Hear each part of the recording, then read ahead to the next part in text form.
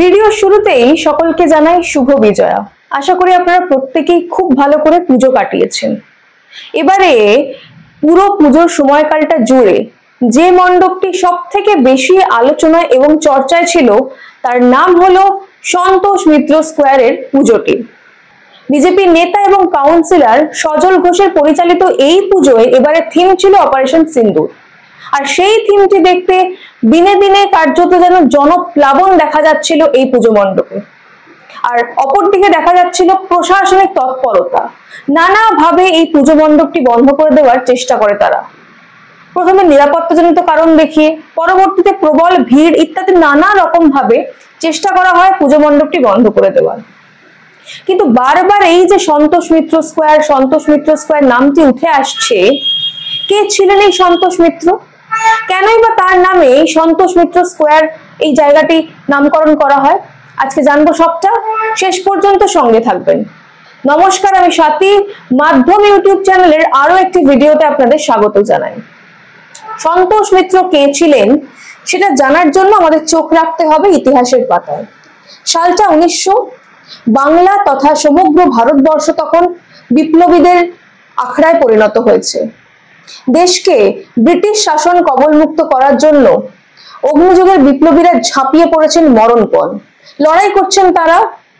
এরকমই এক অগ্নিগর্ভ পরিস্থিতিতে কলকাতাতেই 1900 সালে 15ই আগস্ট জন্মগ্রহণ করেন সন্তোষ কুমার মিত্র বা সন্তোষ মিত্র।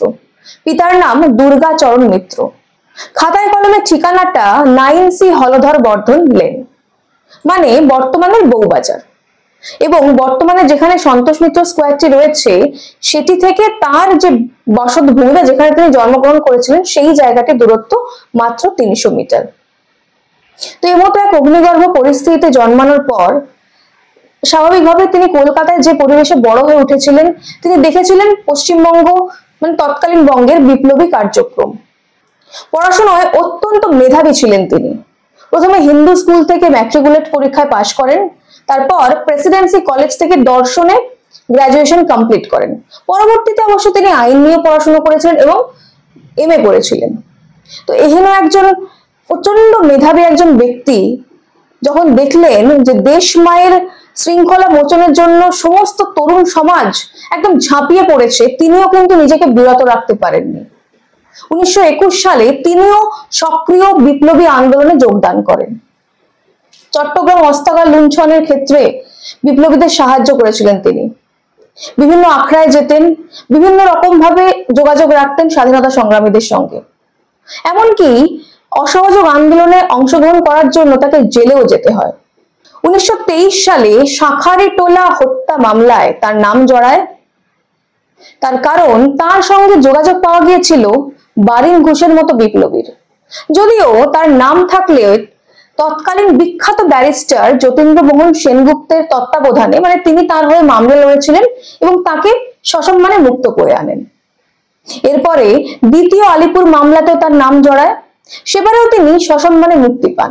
কিন্তু ইংরেজরা ততক্ষণে ভয় পেতে শুরু করেছে সন্তোষ মিত্রকে। তার কারণ ইংরেজরা মনে করত ইনি এমনই একজন সজ্জন শিক্ষিত ব্যক্তি যার বিরুদ্ধে অভিযোগ আছে বটে, কিন্তু সেই অভিযোগগুলো প্রমাণ করা যাচ্ছে না। এমনই ছিলেন সন্তোষ মিত্র।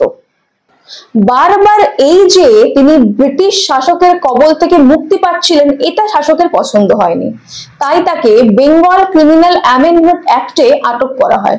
এই অ্যাক্টের একটা বৈশিষ্ট্য ছিল, এই অ্যাক্টে যে কোনো সন্দেহভাজন ব্যক্তিকে গ্রেফতার করা যেত, তার বিরুদ্ধে কোনো অভিযোগ থাক বা না থাক। যদি সরকার মনে করত এই ব্যক্তি সরকারের ক্ষেত্রে বিপজ্জনক তাহলে তাকে গ্রেফতার করে নেওয়া যেত। শুধু সন্তোষ মিত্র নয়, সেই সময়কালে এরকম বহু ব্যক্তিকে আটক করে জেলখানায় পুরে রেখেছিল ব্রিটিশ সরকার। আর জেলখানার অবস্থা আমরা সবাই জানি, ব্রিটিশ আমলে জেলখানা নরকের থেকেও বেশি খারাপ ছিল। এমতো অবস্থায় 1926 সালের 3রা এপ্রিল আলিপুর জেলের মধ্যেই আত্মহত্যা করেন অম্বিকাচরণ খাঁ নামে এক ব্যক্তি। তাকেও সন্দেহবশত আটকে রাখা হয়েছিল। আর তারপরেই সরকারের উপর চাপ বাড়তে শুরু করে। কারণ বলা হয়েছিল যাদেরকে আটক করা হচ্ছে তাদের মধ্যে সবাই কিন্তু দোষী ছিলেন না, বহু বিশিষ্ট ভদ্রলোক শিক্ষিত ব্যক্তি ছিলেন। তাই যাদেরকে আটক করা হচ্ছে তাদেরকে জেলে রাখা যাবে না, রাখতে হবে ডিটেনশন ক্যাম্পে। তাই জন্যই 3টে ডিটেনশন ক্যাম্প তৈরি করা হয়। তার মধ্যে একটা ছিল খড়গপুরের কাছে হিজলিতে। আলিপুর জেল থেকে বহু এরকম বন্দীকে ডিটেনশন ক্যাম্পে নিয়ে যাওয়া হয়, তাদের মধ্যে ছিলেন সন্তোষ কুমারও। তো সেই ডিটেনশন ক্যাম্প যে ছিল সেই ক্যাম্পটিও কিন্তু খুব একটা অনুকূল পরিবেশ ছিল না। সেখানে 10 মিটারের বড় বড় তারের বেড়াজাল দিয়ে ঘেরা ছিল, ঘন ঝোপ জঙ্গলে এরিয়া, এবং সেখানে সাপের কামড় এবং মশার উপদ্রবে ম্যালেরিয়া হওয়ার আকছার ঘটনা শুনতে পাওয়া যেত। ছিল প্রবল জলকষ্ট। যারা বন্দী ছিলেন তারা দিনের বেলা খেলাধুলো করতেন, বইপত্র পড়তেন, আর রাত হলে তাদেরকে তালা বন্ধ করে ঘরের মধ্যে রেখে দেওয়া হতো। তাদের কাছে যে খবরের কাগজগুলো যেত সেই খবরের কাগজে বাইরের কোন রকম রাজনৈতিক খবর থাকতো না, সেগুলিকে কালো কালো মোটা মোটা দাগ দিয়ে মুছে দেওয়া হতো। কাজেই নতুন কোনো বন্দী যখন জেলে আসতেন কেবলমাত্র তখনই তারা বাইরের জগতের সম্পর্কে খবর জানতে পারতেন।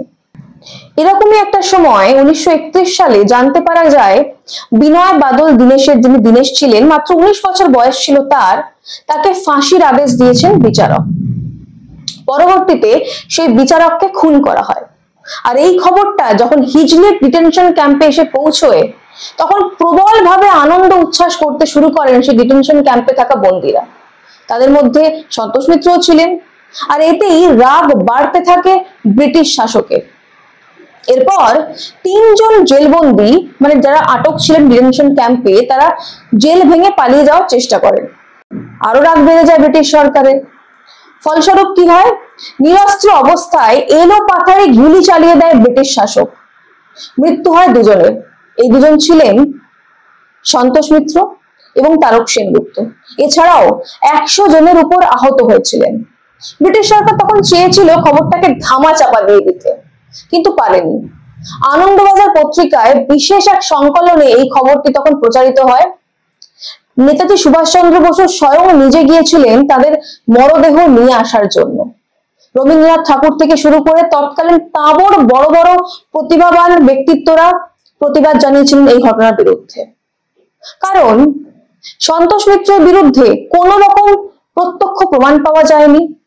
যখন তাদের উপর গুলি চালানো হয় তারা ছিলেন নিরস্ত্র। হিজলি ডিটেনশন ক্যাম্পটি বর্তমানে দেখভালের দায়িত্বে রয়েছে খড়গপুর আইআইটি এবং তার বর্তমান নাম হিজলি শহীদ ভবন। তো এই ছিল সন্তোষ মিত্রের বিষয়ে জানার যে বিষয়। আপনারা যদি আজও সেই জায়গায় যান দেখতে পাবেন যে জায়গার নামটি বললাম, বউবাজার এলাকাতে, কি সরু গলির মধ্যে দিয়ে গেলে তার বাড়ি। যদিও বাড়ির মালিকানা এখন তাদের, বাড়ির মালিকানা হস্তান্তর হয়ে গেছে, সেখানে অন্য কেউ লোকজন থাকেন। এমনকি তার নামে যে ফলকটি রয়েছে সেখানে তার জন্ম তারিখটা পর্যন্ত দেওয়া নেই। আমাদের রাজ্য সরকার বিশেষ কিছুই করেনি তার জন্য।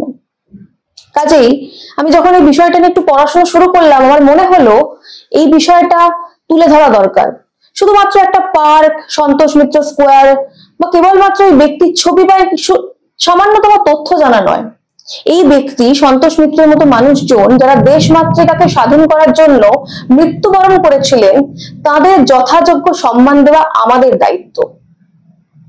আর আজকে সব থেকে অদ্ভুত বিষয় কি দেখুন, যে মানুষরা দেশ মাতৃকা স্বাধীন করার জন্য আগুনে ঝাঁপিয়ে পড়েছিলেন, নিজের জীবন আত্মাহুতি দিয়েছিলেন, আজকে রাজনীতি কোন পথে গেছে।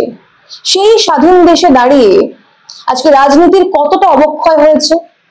তারাও রাজনীতি করতেন, রাজার বিরুদ্ধে তারাও রাজনীতি করতেন, তারাও হাতিয়ার ধরতেন, কিন্তু সেই রাজনীতি আর বর্তমান রাজনীতির মধ্যে আকাশ পাতাল তফাৎ রয়েছে। বর্তমান রাজনীতিবিদ মমতা বন্দ্যোপাধ্যায়, রাহুল গান্ধীর মতো লোকজন পারলে দেশটাকেই বেঁচে দেন।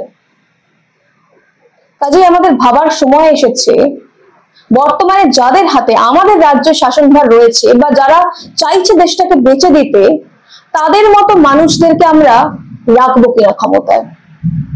কেমন লাগলো আজকের ভিডিও জানান কমেন্ট করে। আজ এই পর্যন্তই, দেখা হবে পরের একটি ভিডিওতে। ততক্ষণ পর্যন্ত সঙ্গে থাকুন, দেখতে থাকুন মাধ্যম। अरुणाचल सरकार का संकल्प 5 प्रतिज्ञा: शिक्षा से सशक्त भविष्य, कृषि से समृद्धि का, प्रकृति का साथ विकास, हर घर तक ग्रीन एनर्जी, पर्यटन से नई पहचान। इन प्रतिज्ञाओं के माध्यम से हम बनाएंगे ऐसा अरुणाचल सुंदर, स्वच्छ, सुरक्षित, शिक्षित, स्वस्थ और समृद्ध। हमारा वादा, विकास भी विरासत भी।